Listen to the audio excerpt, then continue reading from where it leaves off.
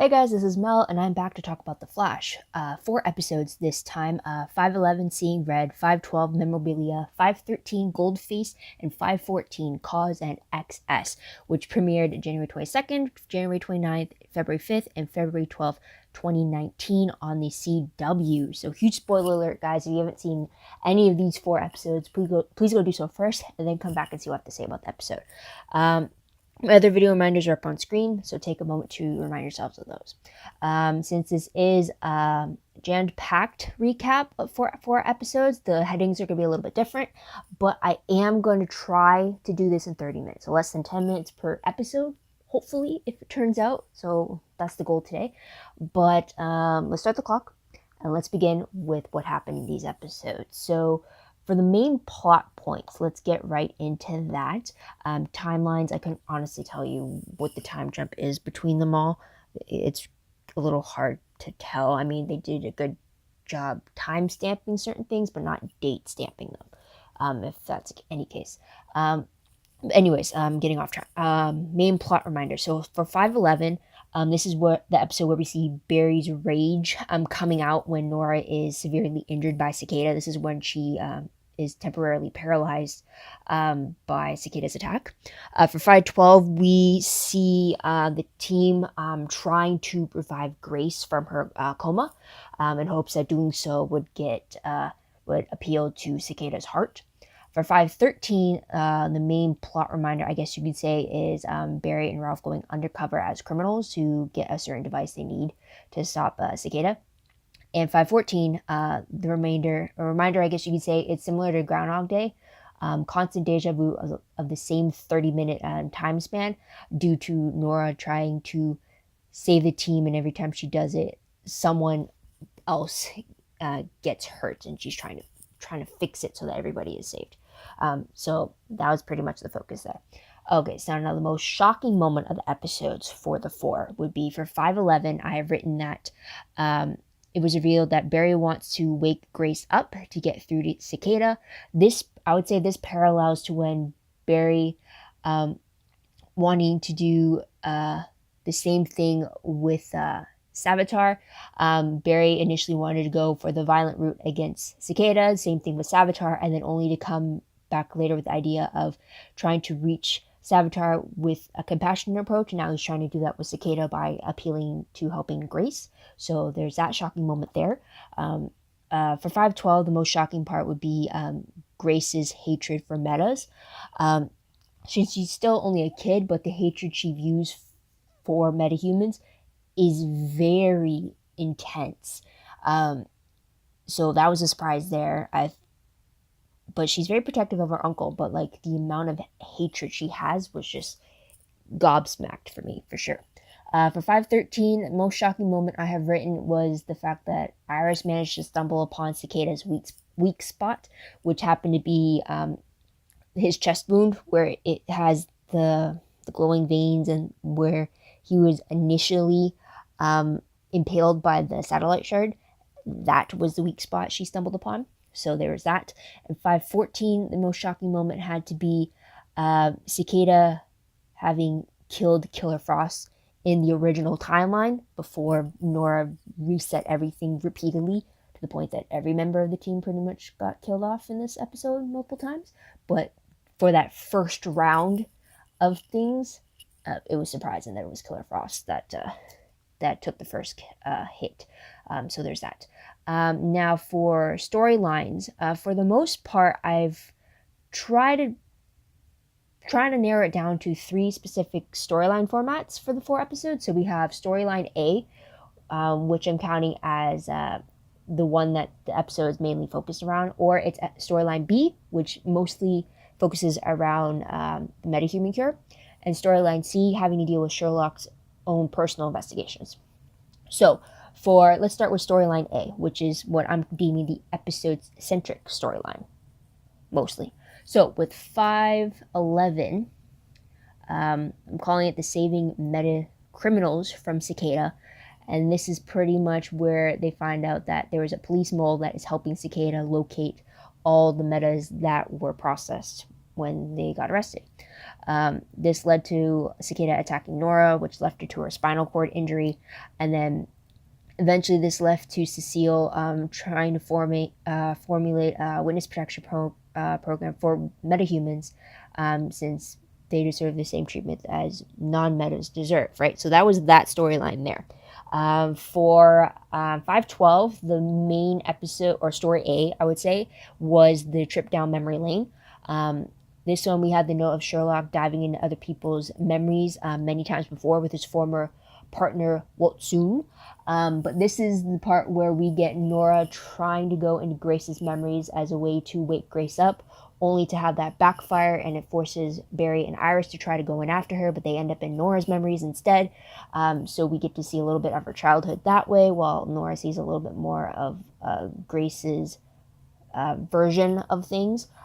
So that was the story A for that episode. For story A for 513, though, I would say is locating Cicada. I wouldn't say this was the main storyline of the episode, since for 513 it was mainly story B, with being the Medicure and stuff. But in regard, it fit the format anyway. So anyways, storyline A, I'm putting it that way. I'm doing locating Cicada. I guess you could say it's A because it's still Cicada related. But this has Iris investigating more into Orland Dwyer, and she manages to find his home address, which was he was staying at his cousin's place or something like that. And this one, we see Iris confronting Orland and managing to discover that his weak spot is that former injury in his chest. And she manages to escape. So there's that. The episode-centric storyline for 514, though, is the whole timeline changes. And this is in each version of the timeline, Cicada goes after Iris's office, and all the deviations go from whether who he finds in the office, what he discovers in the office, and then kind of where does that lead him and who's his victim. And this happens repeatedly because Nora ends up reversing that same 30 minutes of time for the last 52 times before she incorporates Team Flash's help to fix the timeline in a way that none of them have to die, but Cicada is the one that gets injured. So that was a massive part of the episode there. With storyline B, though, let's get into that, which again I stated was mostly having to deal with any relation to the metahuman cure. So with 511, we had that Caitlin needed DNA from a recently turned metahuman. This eventually led to Killer Frost getting Cicada's blood after encountering him in the episode. And also part of this was that we get the argument between Caitlin and Killer Frost and their differing views about what the cure could mean. So obviously Caitlin is pro-cure, wanting to give that option to metahumans, while Killer Frost is against it in fear that Caitlin would someday feel in fear she would take it and ultimately get rid of Killer Frost. But in this part of the storyline, Ralph tries to figure out the hurdle that is putting a block between Killer Frost and Caitlin when it comes to the cure. So there's that one. For 512, when it comes to the meta cure, we have Ralph trying to hang out with Cisco, which leads to Cisco coming to the epiphany of the last piece he would need for the cure, and that is to analyze DNA of siblings, one that are meta, one that are meta, and one that's not meta. Eventually, that leads him to studying twins, where one developed powers and one didn't, which would help him isolate the part of the genome that was affected by dark matter, I believe. So by the end of this episode, Cisco says the cure is basically done, pretty much. So there's that. With 513 for the Medicure storyline, we get what I view as this being the main storyline of the episode, because this is where we get Barry, Ralph, and Caitlin trying to get a hold of a device that would help administer the cure to Cicada. So this is where we get Barry and Ralph going undercover in the criminal world and facing off against Goldfaced in attempts to get the device. They don't get the device, but we do see the conflict that comes with doing what they need to in that field without their powers. So there's that. And the Medicure storyline in 514 was that Cisco had finished creating the cure, yet it needed a full 29 days before it could be fully synthesized and ready to go. However, they figured out that in order to speed that up, Barry takes the cure into the Speed Force to synthesize completely, and he had to be there for 60 minutes, or the cure had to be in the Speed Force for 60 minutes. So Barry takes off, and that's the reason why he's not really in the episode, or he's not featured in the episode as much as he normally is. So there's that part of it. So by the time he comes back, the cure is fully cooked and ready to be used. Now with storyline C, this is where we get into Sherlock's investigation, either with Cicada or with his suspicions about Nora. So in 511, we get that he has uncovered the fact that there is a mastermind in the journal that Nora is corroborating with. He just doesn't know who. And this is also the episode where Iris grows suspicious of Sherlock and why he has his own suspicious interests into Nora. So she goes Mama Bear against him. So there's that. I kind of wish that he just told her what he was looking into instead of deflecting. But anyways, for 512 though, we find out that Nora's memory defense mechanism ended up being the form of the reverse flash, which is surprising. If anything, you would think she would use the flash as a defense mechanism, but she doesn't. So that's something he picks up when he asks Barry about it. Also, he covers up for Nora's secret, or what her secret could be, stating that the only reason why Nora didn't want the team in her memories because they didn't want to see her true thoughts about Iris, when essentially she really didn't want them to see her team up with Eobard Thawne. So he's not quite there, but he knows that she's hiding something. Now, in 513, we get a bit more of a storyline because Nora is onto Sherlock being onto her. So with Eobard's guidance, she distracts Sherlock by matchmaking him with Renee Adler, who happens to be the doppelganger of all his ex-wives. And it turns out that Renee Adler of Earth 1 is a meta. Not sure if any of his ex-wives are metas. I don't think so, because he seemed surprised that she was a meta in this newest version he met of her. So there's that, and that reignited his determination to stop Cicada because he doesn't want Renee to get hurt. And Nora believes that this has taken Sherlock off of her trail, which is not the case in 514. We do find him in the process of translating the last symbols of her journal. So we don't actually see what the translation comes out to being, but it's in the process by the time the episode ends. So there's that. Main tidbit now for the episodes. In 511, we find out that Joe is in Tibet. Apparently Wally is there with him.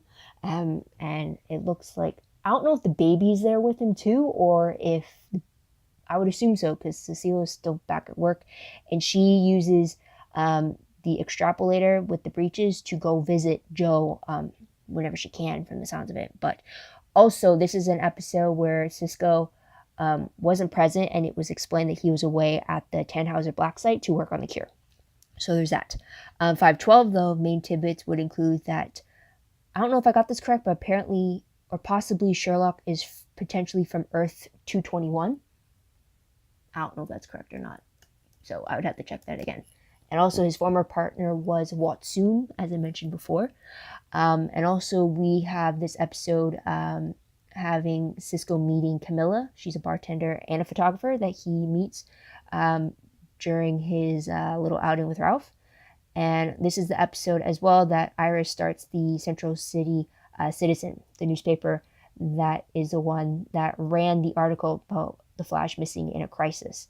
Also, we found out that the Central City Citizen was originally established in 2021, and now that Iris is starting it in 2019, it's changed in Nora's future version of it.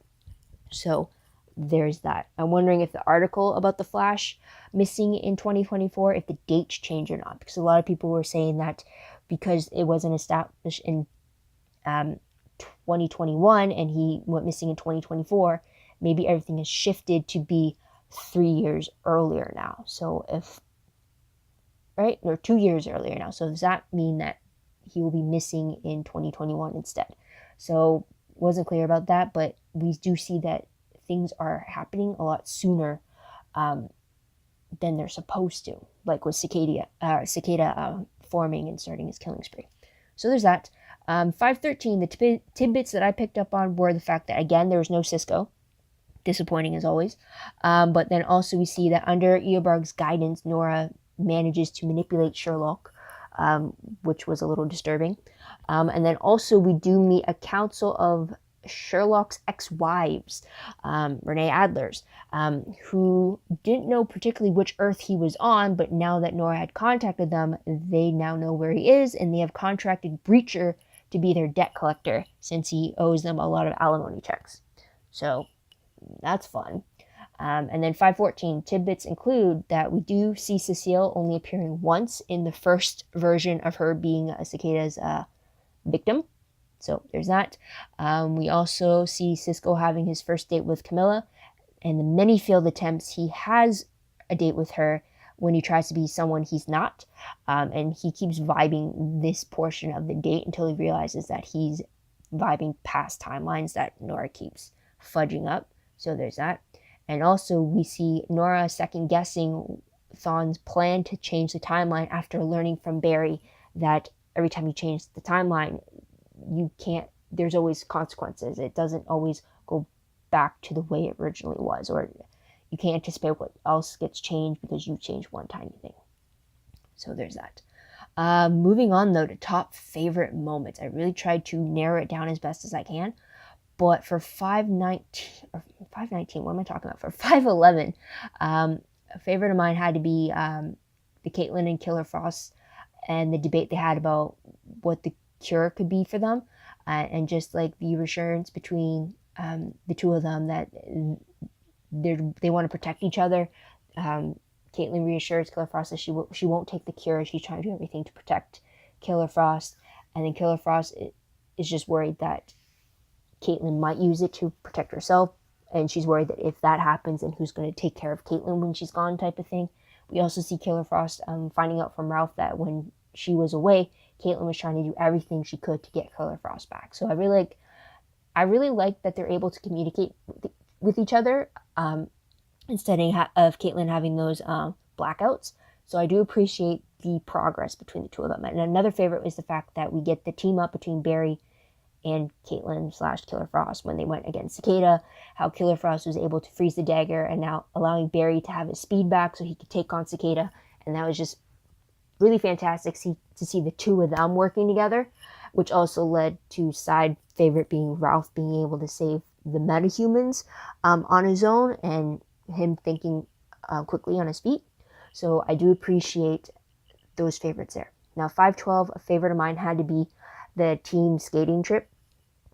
That was pretty fun. It was great to see them do something as mundane as going skating as a team. Great team building exercise. It didn't really last long, but it's very interesting to see. So there's that. And 513, my favorite. I have 3 of them according to my notes of favorites. It's kind of interconnected with each other though. But the first favorite I did have was Barry and Ralph going undercover with assistance from Caitlin. I do appreciate them taking on that type of role, seeing how they adapt to it. So that was pretty cool there. I also like the fact that Barry was able to tap into his inner Oliver, maybe taking what he learned during his time in Elseworld to create the alias of the chemist. So that was pretty cool there, just to see him adapt in that kind of way. Also, in a sense, it did remind me a little bit of like him when he had to be Savitar. That was awesome. Plus, I did have a favorite in the fact that I was very impressed by the black market setup. I really shouldn't be, but I did like the sophistication, this high security of it. It was just very more impressive of how it was organized and orchestrated, and it definitely became more believable as to why they hadn't been found by the police yet. Even though they are the bad guys, at least like they showcase why they had the reputation they did as being so dangerous. So I will say that it's mostly the tech behind it that I really was impressed by it. So there's that. I was a little disappointed that it wasn't Caitlin that went in, because then Killer Frost could have easily done like the whole criminal part of it, but then with the meta dampening cups, I could see how that might have been an issue, which I'll get back to later on.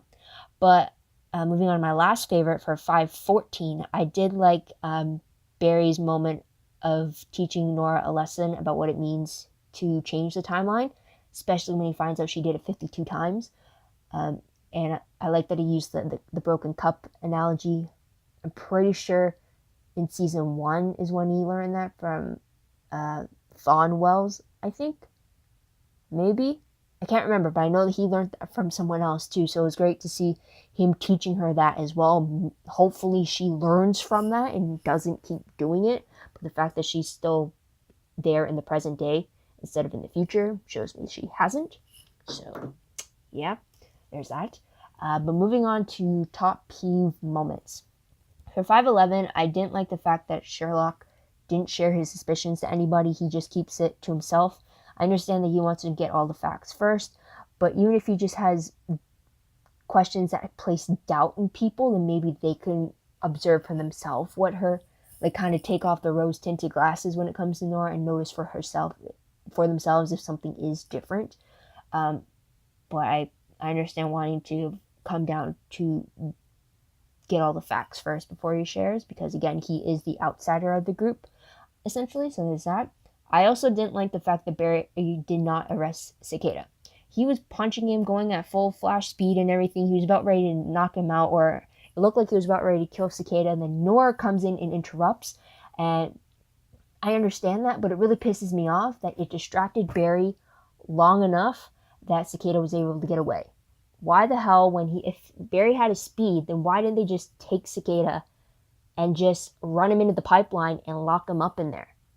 Why didn't they do that? Why did it have to be such an intense thing? Like, Cicada was on the floor. He was, like, ready to be passed out. Barry was ready to give him a knockout blow, if not a killing blow, and then Nora interrupts. And I'm, like, thinking, like, what the hell are you doing? Just, you have a moment, he's down, use your speed that you still have now, and take him somewhere secure. Take him to the pipeline, lock him up, separate his dagger from him, and that was it. That would be done. And then just have him wait him out until you have the cure ready and you can administer it to him so you can take him to Iron Heights.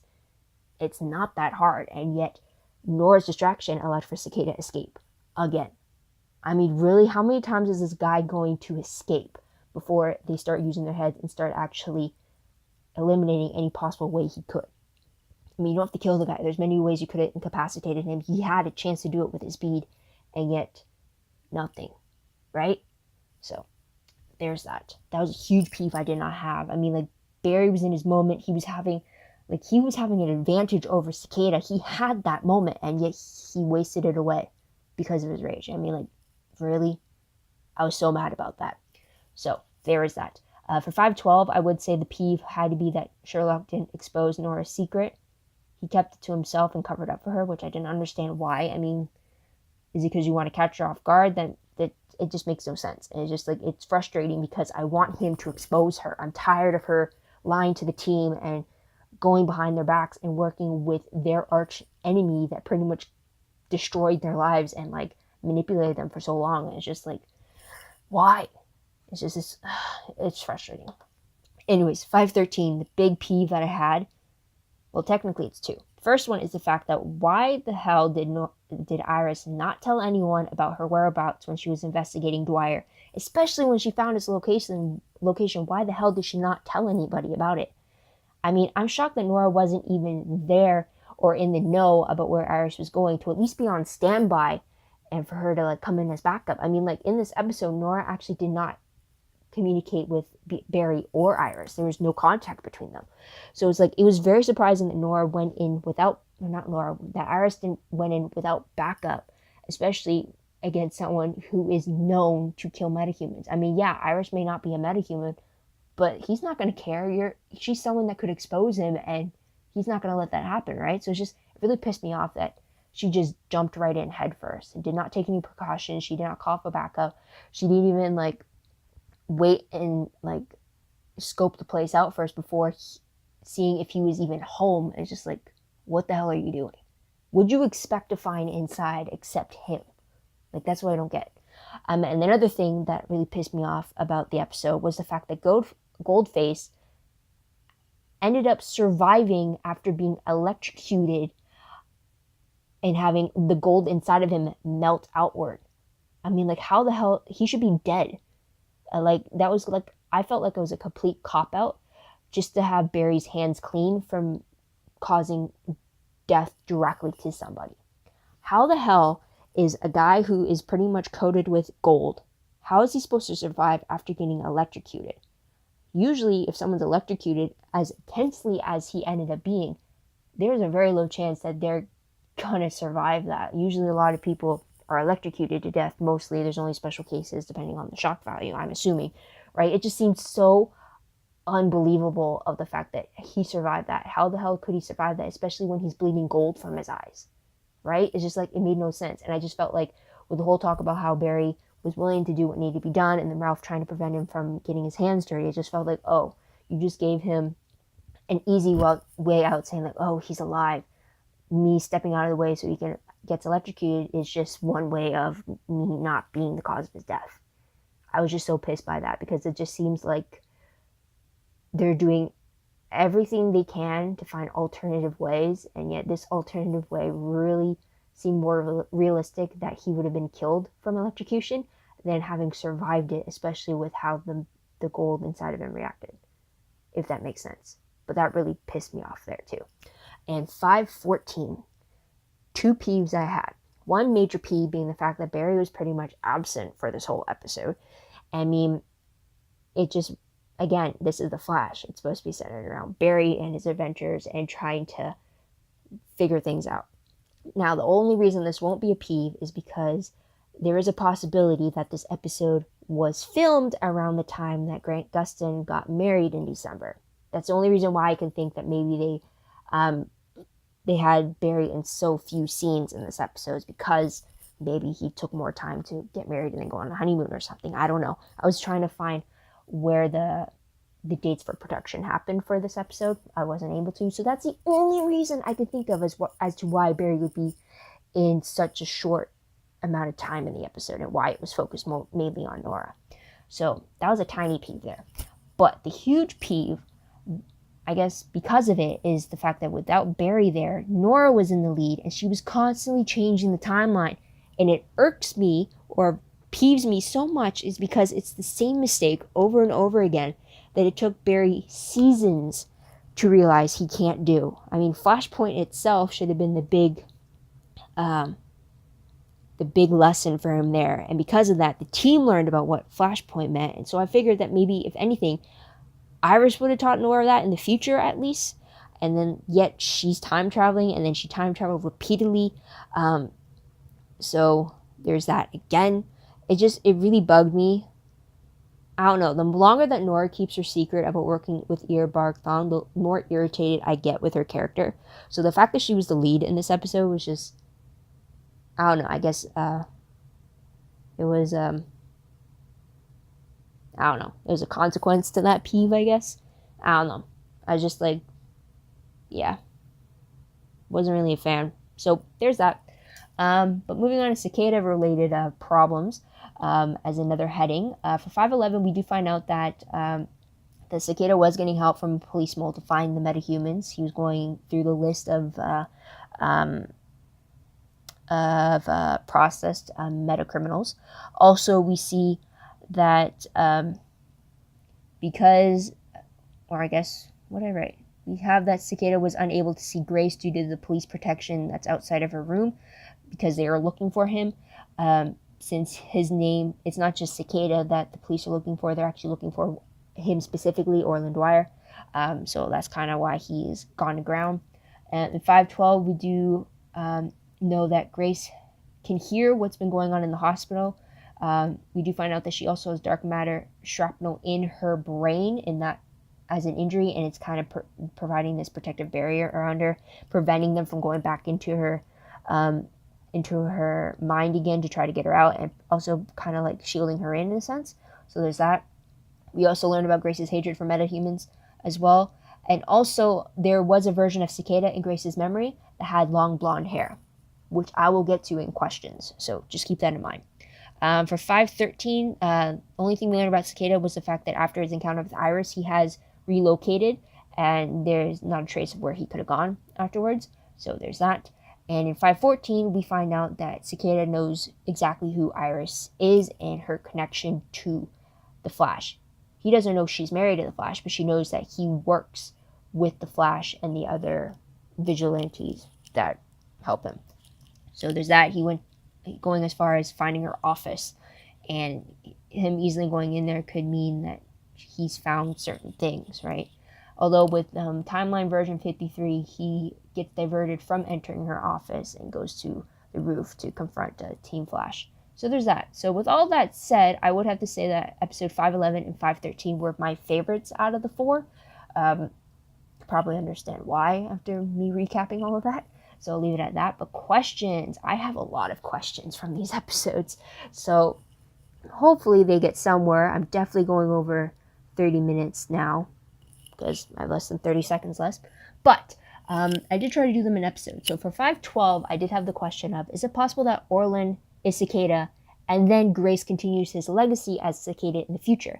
Because in the Nora's memories, when they see the video of Captain Singh reporting about Cicada's continued killings, proving that he wasn't captured, I'm just wondering if there's a time. I'm just wondering if that's why Cicada continues killing in the future. Plus, that also would explain why there was a version of Cicada in Grace's memory that had the long blonde hair, making me think once again that it's Grace that is like Cicada 2.0. So that's a question there.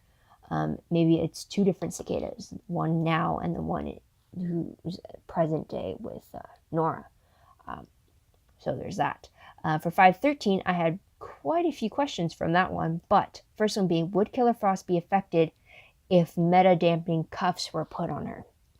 I know when she first started manifesting, Caitlin used them to kind of dampen the powers, but since we found out that Killer Frost doesn't originate from the particle accelerated explosion or from dark matter like all the other metahumans, and she's actually a result of gene therapy treatment for ALS, I'm wondering if that would affect whether or not meta-dampening cuffs would have worked on her. Because if that's the case, depending on what that answer is, then I'm wondering why she couldn't be the one that went undercover with Barry into the criminal underworld, since Killer Frost has had a criminal background with Aminet and running with her crowd, right? So my answer for that would depend on then why wasn't she included in the undercover op. So there's that. Another question was, why is Cisco missing lately? I may have an answer for that in prediction, so stay tuned for that. Another question from 513 is, why can't the Flash get his hands dirty? I mean, I really appreciate Ralph wanting to protect Barry from doing those questionable things, but when is that protection too much like coddling? It seems like Barry is just going to be the face of the heroes while everybody else does all the dirty work. And like, I'm tired of seeing that. I mean, I get that he wants to do the right thing. I get he wants to always find another way. But like at the same time, there's always going to be situations as a hero where you can't. There isn't another way. You have to do what needs to be done. So it's just, and in this instance, it's like, on the one hand, I appreciate wanting to protect Barry. But on the other hand, why couldn't they just include Barry in doing it so that like, at least he came to the resolve of the fact that sometimes I need to do what needs to be done type of thing, and he was ready to accept the fact that he might have to get the Flash's hands dirty. So I was waiting to see that, but it just seems like it gets diverted every time. I'm just wondering why. I mean, like, that's the one thing I always had an issue with the Flash, and I don't know if that's because it's following what the comics are doing. I haven't read the comics, as my disclaimers in the beginning have said, so I don't know the route that the Flash is supposed to go down, but it just seems like, I don't know, it seemed more like protective coddling than like allowing Barry to do his part as a team hero. So there's that. I don't know if I made sense or not, but that's a question I did have. Another question, if Sherlock's had failed marriages with 7 doppelgangers, then why does he think Renee Adler of Earth 1 will be any different? Either that, or he really needs to do some self-reflection on himself, since he is the common link between all 7 of his marriages. Because, like, I get the 7 doppelgangers are all going to come from different lifestyles, and the only thing they really should share in common is their face. But, like, at the same time, it's like, I mean, that's truly showing that he's attracted to the physical feature, and he also happened to love the different personalities underneath. But then at the same time, if, like, You've done it 7 times and you failed at it 7 times. Why the hell do you think the 8th time is going to be the charm? Isn't like that whole insanity clip thing. Insanity is doing the same thing over and over again and expecting a different result. I think that's what the quote goes. But yeah, so that's my question there. Another question was, is Barry even trained to use a gun, or was that some of his inner Oliver kicking in? Yeah, because as a forensic scientist, I don't think he would be trained to use a gun. I mean, he might be trained how it would work and everything, but has he actually gone to the shooting range and actually know how to point and shoot? Did Joe take him as a kid? Did Joe take him afterwards when he got older? It's like, what? So, like, I understand Ralph. I mean, Ralph was a former cop, so, like, he had that training and stuff. But for Barry, don't really know why. So there's that. And also, another thing for 513. While I love the shootout results that demonstrated how badass Barry and Ralph were, I can't get over the fact that it seems impossible for them to have beaten the odds while having no powers again during that shootout against all those criminals who were good at shooting a gun. I mean, like, for example, if you were to swap Barry and Ralph out and you replace them with Sam and Dean Winchester from Supernatural, then I could easily believe that the two hunters would be able to win in that shootout scenario because of the training they had, because of all the situations they have been through where they have come out on top and shown their capabilities. And yet, when you have the two metahumans doing it without their powers, no less, it just doesn't seem as plausible just from the experience alone. Like, it's not like Barry is known for shooting it. Like I mentioned with my previous question, has Barry had training shooting a gun? So it's like, it just seemed very unlikely that either they dodged so many bullets so well or that the criminals just horribly missed them repeatedly. I don't know. What do you think? Am I overthinking it too much? Am I doing too much of a comparison between characters? I have no idea. But it's just like during the moment when I was watching it, I loved the fact that it was shot very well. The way that they captured certain angles and the intensity of the situation. But when I thought back on it logically and it's like, well, how is that possible type of thing? It was just like, it had me second guessing it. So I'm wondering if anyone else thought that too. Another question from 514 this time is the fact that in round 52 of the timeline, how did the team know that Nora was reversing time when she had only just arrived at the lab after coming back from reversing time, and Cisco isn't the one who told them about her reversing time? Because also in that same conversation, he came to the realization that his deja vu moments weren't deja vu. It was him revisiting the past timeline she was changing. So I'm wondering how she walked into the lab and the team immediately started asking, are you reversing time? And they shouldn't have had memory of it. They shouldn't even know, because that would have been her first moment of contact in round 52 or round 53, since Cisco didn't tell them. So I'm wondering how the hell they knew, because Sherlock definitely shouldn't have known, since he shouldn't be remembering his previous timelines, right? Unless he managed to translate the journal, but I don't think he would without, he wouldn't have any suspicion as to why he would need to immediately translate them, right? So I was just confused as to how the team knew without Nora telling them first. So that was a question there. And another question was, in the 52 times that Nora reversed time, was Iris ever killed? I mean, I remember seeing Caitlin or Killer Frost, Ralph, Cisco, Sherlock, and Cecile getting killed with the dagger, but I don't recall Iris ever getting killed. Now, is that because if that had happened, it would have screwed up the whole season, because then that would directly affect Nora, or it would take some time before the time paradox picked up and tried to erase her existence, because Nora would have been killed, and that would have just caused some loop for the season. I don't know. So I'm wondering if that was the case. Plus, it would have also been very interesting because in the promo, it announced that it pretty much gave the impression that Iris was about to die. Instead, you got everyone else on the team that pretty much died in each different version of the timeline reversal. So I'm wondering if she was actually killed in one of those or not. You know, just to make it fair.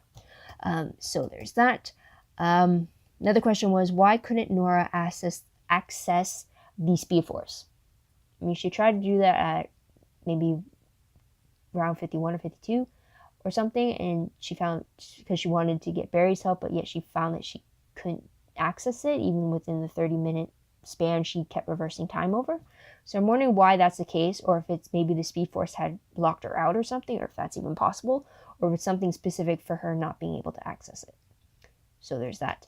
And the last question I should say is, why did Barry return an hour after leaving? I mean, he went into the Speed Force, all he had to do was spend an hour in it for him, and then he could have came back moments after he had just left. So then it would still have been 8:07 or something when he arrived. So I'm just wondering, why did he come back in a point in time where it was still like an hour later? Like I don't know. Like, my God, time travel completely confuses me in this universe. It's just like, why? Things made so much more sense on Supernatural when they did the whole time travel issue in the 300th episode. You understood what a time paradox was. You knew what needed to be done in order to fix it. And it's just like, this one's like contradicting itself, and I'm so confused. And it's just like, ugh, it's giving me a headache again. Anyways, that was the last question. Anyways, predictions very quickly. For the promo for 515, which doesn't return until March 5th, so we get 2 weeks of a hiatus. But we do see the spoiled fight of King Shark against Gorilla Grodd. Pretty much all I have to say about that. But the synopsis hasn't been released again yet, just because it is a little over 2 weeks out before we get the episode. So there's that. But news when it comes to The Flash is that on January 31st, the show was renewed for season 6.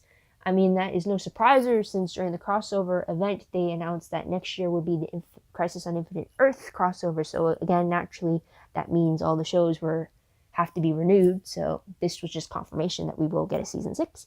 Also, we got news that Jesse Martin, aka Joe West, will be returning in episode 515. So next week, he comes back for the King Shark and Gorilla Grodd face-off. Ain't that exciting for his first day back, right? Woo! Anyways, a little bit more on some depressing news, though. I did mention that one of the questions was, why was Cisco absent a lot? And it's because apparently it is reported that Carlos Valdez, aka Cisco, is leaving the show after season 5. Although they claim that his departure will leave it open for Cisco to return in guest star moments, but his absences in the last few episodes recently was meant to prepare us for his permanent absence as a regular. So I'm really disappointed by this, just because I love Cisco and like the humor and the banter he brings with him. But yeah, at least it explains why he's been absent for a few episodes. I don't like it for sure, but also with that, apparently there's supposed to be there's rumors about another cast member leaving alongside Carlos. So it's like, that really has me on edge now. I don't know who to suspect. There's some people I really do not want to leave, just because of how far they've come. There's others I wouldn't mind if they left, just for creative purposes, but you can probably guess which one's which. But yeah, that's pretty much all the news I have to say, though. But what do you guys think of the 4 episodes? What do you guys like about it? What do you think is going to happen next? Let me know in the comments down below.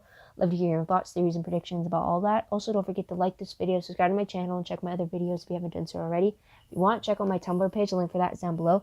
I read blog promos, web clips, quotes, gifs, synopses, news, all the good stuff, all found in one place. Go check that out. I'll get right back into it within the next 2 weeks, hopefully.